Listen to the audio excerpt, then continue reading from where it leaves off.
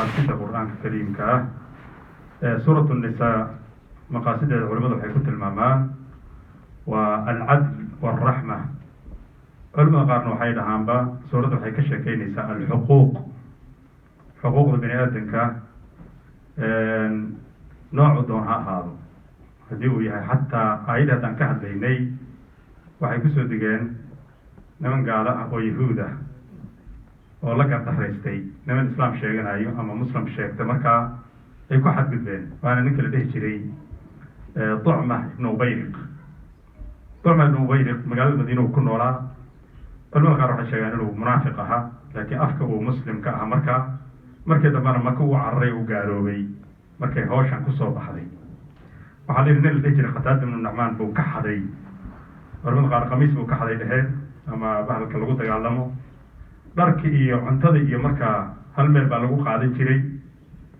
alaab oo meesha uu ka gatay, daqiiq meesha uu ka gatay oo meel kale uu dhiganayay ayuu ku dhex riday. markaasaa daqiiqii raadkiisii meesha ku daadaatay baa la raacay nin yahuud ah oo dukaanley ah oo magaalada Madiine joogay oo alaabtii hayaa loo tegay. alaabta xaggeed ka keentay? tug baa tahay. wuxuu yidhi wallahi wuxuu yidhi waa amaana, waa lagu amaanaystay, shaqo kuma lihi. Tucma bin Ubayriq baa ii keenay. Tucma wuxuu yidhi war aniga shaqo kuma lihi, wuxuu yahuudkan tuugga ah weligiis isagaa nooca ah. Tucma marka wuxuu lahaa nimo walaalo ah oo ayagana kolley dadka uu ahaa. aayadaha waxay sheegayaan in toobada loo bandhigay, oo hadday toobad keenaan warka caadi uu yahay oo ilaahay uu ka aqbalay subxaana wa tacaala. waman yacmal su-an aw yadlim nafsahu uma yastakfir illah yajid illah gafuura raxiima baa ku jirtay. way isu tageen, dhaarba waxay ku mareen Tucma in nin khiyaar uu yahay, weligeen waxba ma xadin, dhaqankaana ma laha. rasuulka allow yahuud maxaad ku taqaanaa? tuugnimo iyo khiyaaro ayagaa loogu tagaa. yahuudkaasaa hawshaa sameeyey. nabilahi sal alay wasalam wuu ku yara qancay. hadda go-aankii wuxuu noqday markaa yahuudka in xukunkii lagu fuliyo baa la go-aansaday. kadib ilaahi subxaana wa tacaala ayaa aayadaha soo dejiyey. waxaa la yidhi qof soomaali oo miskiin ah, dadka markaa xoogga loo sheegtay kamid ah ayaa soomaalidu way soo qabteen baa layidhi. markaasay ku dheheen dembi uuna gelin, war waa gashay, wariya adigaa gala dembiga. war wuxuu yidhi ma gelin, war ilahi ba igu maana gelin. waxay ku dheheen kaa yeeli mayn, adaa galay. wuxuu yidhi alla yidhi ar ilaahay ma hadlo, ilahay inuu hadlaa fiicnaan lahay. yani tabar kale ilaahi subxana wa tacala de cid kaloo la cuskadayo ma jirto oo ilaahay ka weyn. laakiin soomaalida dee reer iyo landheeri iyo waxbaa la sheegaa, tiibuu meesha ka waayay. markaas ilaahay ma hadlo. marka ilahay baa hadlay subxaana wa tacaala. ina anzalna ilayka alkitaaba alxaqi litaxkuma bayna annaas bima araaka allah. wuxuu ilaahay ku baray oo qur-aankii ah inaad ku kala xukuntid buu ilahay kuu soo dejiyey. walaa takun lilkhaa'iniina khasiiman. nabilah maxamed baa arrintaa loo soo jeediyey. wastakfir illah, weliba wastakfir illah. ayadda culamada qaar waxay ka qaateen qaadiga marka uu xukun ridaayo uu rabo inuu go-aan gaaro inuu istikfaarta badiyo. ayaddaasaan ka qaadanayden wastakfir illah in allah kaana gafuura raxiima. walaa tujaadil can aladiina yakhtaaruuna anfusahum. alla maxaan khaa'in u doodna annaga? khaa'in baa loo doodaa. laga yaabo isku reer baa tihiin, isku deegaan baa tihiin, xoogaa yar maslaxan ka dhex arkay, waa loo doodaa khaa'iniinta. ilahi meesha wuxuu leeyahay walaa tujaadil can aladiina yakhtaaruuna anfusahum ina allaha laa yuxibu man kana khawaanan afiima. ilahay wuuba necab yahay subxana wa tacala dadka ayaga. ilahay wuu necab yahay, ma jeclo khawaanka iyo afiimka dembi badanaha. ilahay ma jeclo subxana wa tacaala. dhaqan bay leeyihiinoo yastakfuuna min annaas walaa yastakfuuna min allahi wahuwa macahum. bini aadamka way iska qariyaan, laakiin ilahay maya, danka ma laha. maxaa asal ah ilahay la iska qariya subxana wa tacala, oo ilahay yani laga baqo, ilahay laga baqo subxaana wa tacaala. ha antum haulaa jaadaltum canhum fi lxayaati addunya faman yujaadilu allaha canhum yowma alqiyaama aman yakunu calayhim wakiilan. aayadda halkaasaa la mariyay. haddaad adduunyada ugu doodeen, aakhira yaa u doodahay, cidna looma hayo. kadibna waxaa loo soo bandhigay ayagii dembiga inay ka toobad keenaan. waman yacmal su-an aw yadlim nafsah uma ystakfir illah yajid illaha gafuura raxiima. waman yaksib isman fainama yaksibhu calaa nafsihi. Tucmay kusoo degtaa la yidhi. waman yaksib khadii'atan aw isman uma yarmi barii'an. waa walaalihii markhaatiga ka noqday. kadibna rasuulka xataa loo soo jeeday oo la yidhi walowlaa fadlu llahi calayka waraxmatuhu lahama taa'ifatu min an yudiluuk. ilahay naxariistiis haddaynan ahayn way ku lumin gaareen. haddii rasuulka saa la yidhi, annaga maxaad u malaynaysaa? khatar baan ku jirnaa, wayna luminayaan dadka.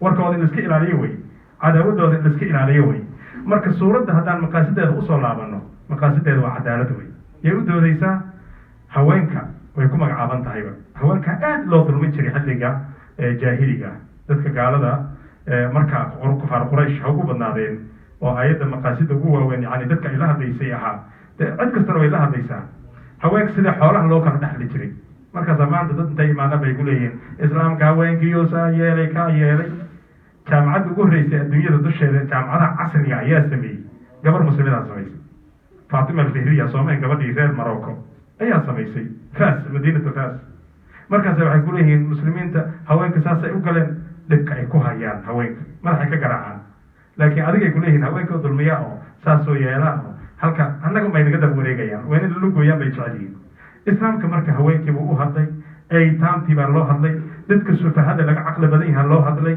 ya ilmahaagii baa lagaala dardaarmay yuusikum allah fi awlaadikum ilmahaagii adiga dhashaa lagaala dardaarmay haweenka aad loogu ta gabdhaha addoommada ayaa laga dardaarmay oo laleeyahay muxsanaat hayr musaafiqiin fankixuuna biidni ahliina wa atuuhuna ujuurana xuquuqdoodii baa la ilaalinaya in cadaalad la culamada qaar waxay dhahaan in cadaalad la sameyn weeyaa asbaaba keeni karaa jira oo maxay yihiin bukligaa kamid ay dhaheen ayada waxay ka qaateen wacbudullah ilaa iyo aladiina yabkhaluuna yamuruna annaas bilbukl bukligaa kamid ah cadamu liimaan baa kamid ah bilyawmi alaakhir arriya baa kamid ah riyaa annaas waa kamid cadaalad darra ay kow ka yihiin suuraddu way soconaysaa marka aayad waxaa jirta bartamaha suuradda oo in yani udub dhaxaad u ah suuradda in allaha yamurukum an tu'addu lamaanaati ila ahliha waida xakamtum bayna annaas an taxkumu bilcadl in allaha nicma yaciidukum bih ilahay subxana watacala saasuu u warramaya marka xuquuqdii oo dhan xataa naftaada xuquuqdeeda laguu sheegaya naftaada iyada walaa taqtulu anfusakum naftaada hadili marka lagu leeyahy waama yani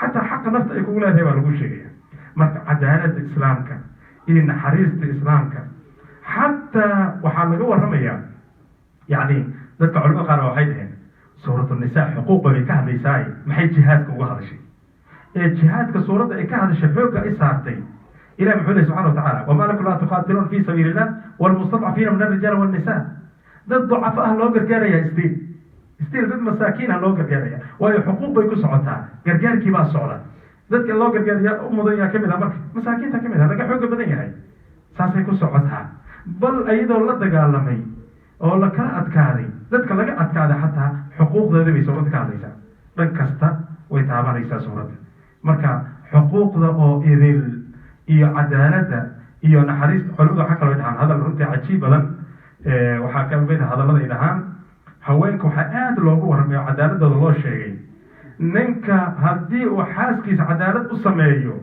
bani aadamka kaloo dhan way ka badbaadayaan laakiin ninka xaaskiisa dulmiyey oo ku xadgudbay ma u malaynaysa adig inu cadaalad ku samaynayo kuma samaynayo waa nin waraabo wey ka waxba ma reebayo yani cadaalad baa loo baahan yahay ama xaasis badan ba leeyahay kasoo qaad suuraddiina way ka hadlaysaa ilaa 4 xaas bay ka hadlaysaa oo cadaalad u kala samayn karin ya cadaalad aan u kala samayn karin cadow cadaalad u samaynayo ma jirto marka suuradda waxyaaba fara badan oo 5 aayadood waxaa ku jirta oo leeyahay cabdullah ibn mascuud 5 aayadood waxaan ku doorsan lahaa ma jiro adduunyadoo dhan ayaga iga qiimo badan waxaa kamid ah in allah laa yushriku in allaha magaranaysa laa yakfiru an yushraka bihi waxaa kamid ah aayadii hadan akrinayni waman yacmal suu'an aw yadlim nafsa waxaa kamid ah walow anahum id dalamuu anfusahum jaa-uuk fastakfarullah waa aayad wada hob ah rajo bay kugu abuurayaan qofka bini aadamkana noloshiisa waa maay waa inuu rajo leeyahay haddaadan rajo lahayn miyaad nolaan kartaa nolosh ciriiri bay gelaysaa rajaan ku noolahay walidalika waa islaamku muxuu ku leeyahay bayna alrajaa waalkhawf wey niman calmaaniyiin oo beryahan dambe idaacadaha ay kusoo batay waxaad arkaysaa wadaadada cadeebku may ka sheekeynayaan war cadeebka laga sheekeeyey jannada laga sheekeeya waa shay qur'aan wey ma annagaa sameynay ina rabbaka yani gafuur raxiim yani ina rabbaka lashadiid lciqaab innahu lagafuur raxiim waa isla socdaan yadcuunana raqaban wa rahaban yani waman yaqnatu min raxmati rabbihi ila daaluun naxariis ilahi yaa ka quusan karaa aayadda kole maxay ahayd falaa yamanu makra allahi ila qawm lkhaasiruun lama doonayo qofka inuu aamin ka noqdo ilahi subxana watacala ciqaabtiisa lamana doonayo qofka inuu dhaho 100% wax kasta waan helaya waa inuu ku nool yahay bayna alkhawfi waalrajaa dadka soomaalida ee weliba siyaasiyiinteena u badan baa beryahan waxay aad u dhahaan war wadaadada cadeebkan oo ay sheegayaan anaga daayeen oo maxaad rabtaa naxariis bisa la iga sheekeeyey khasaa'ista islaamka waxaaba kamid ahba aljazaa الجزاء من خصائص الإسلام كميتا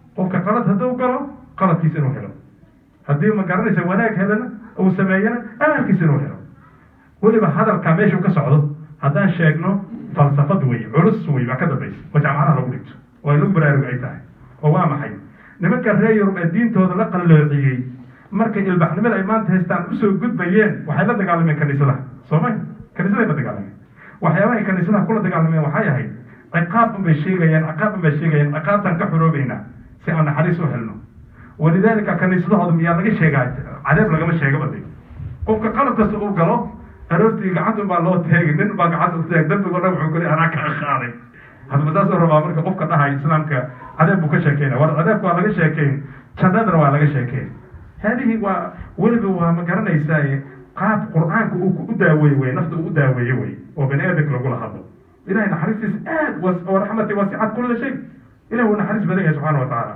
لكن هو شديد العقاب عقاب دي سنة الله أدكته يعني ما سهلنا عقاب دينها اللي سنة جماعها يا سورة الدخان أخي قفك آخر كذا أخريه يا إن شجرة الزقوم طعام أثيم كالمهل يقضي في البطون يعني كغلي الحميم خذوه فاعتلوه إلى سواء الجحيم ثم صبوا فوق رأسي من عذاب الحميم ذق إنك أنت العزيز الكريم إن هذا ما كنتم به تمترون أما المرموي قفكم حوك يستوى ونوع عقابية مركا وحيقول أيام إسلام كان حريص وين حريص أون هبل بقبي سداني وهرنا إله إسلام كان حريص of course عدي راعدو يهي وعقاب عدي ديدو يهي جزاكم الله خيرا وصلى الله وسلم على سيدنا محمد وآله وصحبه أجمعين